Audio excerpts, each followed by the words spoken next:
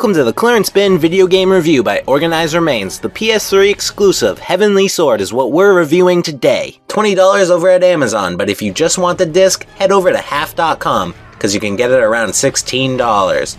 For people in the UK, head over to game.co.uk, because Heavenly Sword is £10 shipped. At GameStop's Canadian site, you can find it for around $20 Canadian shipped.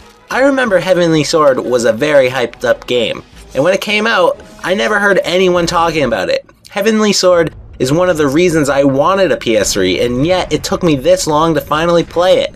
Most people called it Goddess of War, because it resembles God of War, which I agree with that it is similar to God of War. Though, to call it Goddess of War is wrong because I've played hack and slash games for a very long time, and God of War doesn't come close to being the first one. Heavenly Sword is about a girl named Nariko, who obtains the Heavenly Sword. With this sword brings a lot of responsibility because a ton of bad guys really want it. The story has been done many times, but that doesn't mean it's not good. It's still very interesting to watch. Nariko is probably most famous for her hair. Wavy. You're also joined by Kay, which I'll talk about later.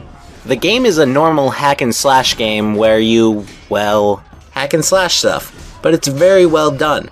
The only complaint about the controls I have is that there is no jump button. Not really sure why they didn't put a jump button in the game. Jump buttons are overrated, I guess. To counter that complaint with awesomeness, I love the ability to pick up weapons and enemies and throwing them. It's just fun. The other part of this game is when you control Kai. She uses a bow and arrow. This is where I praise the game the most. I am actually shocked to say this. The motion controls in this game are very great. It make the game a lot of fun. I can't believe I just said that. I finally have a game where I can say the motion controls worked great.